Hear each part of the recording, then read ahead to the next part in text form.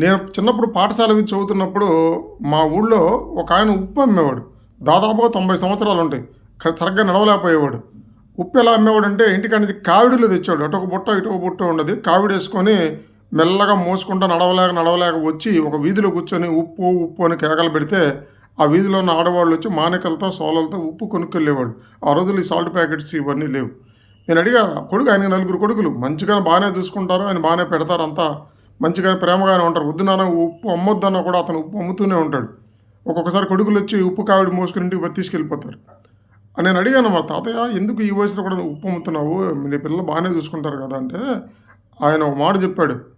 అరే బాబూ, ఈ భూమి మీద ఏ జంతువుకి ఇంకొకళ్ళు భోజనం పెట్టర్రా. అది ఆహారం సంపాదించుకోలేనప్పుడు అది ఆటోమేటిక్గా చనిపోయింది తప్ప దానికి అమ్మో నానో తాతో కొడుకో బిడ్డ ఎవడు తెచ్చి ఆహారం, అది పులైనా సింహమైనా అది ఆహారం సంపాదించుకునేంత వరకే అది జీవించింది. ఎప్పుడైతే అది ఆహారం సంపాదించుకోలేదో అది చనిపోయిద్ది. నాకు అదే ఆదర్శం. నేను బతికున్నంత వరకు నాకు 5 రూపాయలు 10 రూపాయలు నా భోజనాన్ని సరిపడా సంపాదించేంత వరకు నేను బతుకుతా. అప్పటిదాకా నేను కష్టపడతా. నేను సంపాదించుకోలేనప్పుడు ఒకడి మీద డిపెండ్ అయినప్పుడు నేను చచ్చిపోతాను. అదేనయ్యా నా ఉద్దేశం అని చెప్పాడు.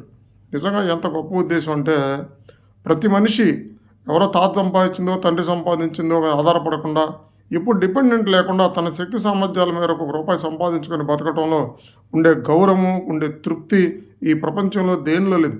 గొప్ప గొప్ప మేధావులు, గొప్ప గొప్ప డబ్బున్న వాళ్ళు, బిల్గేట్స్ లాంటి వాళ్ళు తమ పిల్లలకు అతి కొద్ది డాలర్స్ మాత్రమే ఇచ్చి బతకమని చెప్తారు.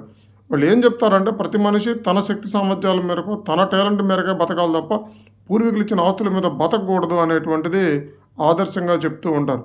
కాబట్టి ఎప్పుడు డిపెండెన్సీ లేకుండా బతికితే మనిషికి వచ్చే తృప్తి కానీ గౌరవం కానీ అద్భుతంగా ఉంటుంది.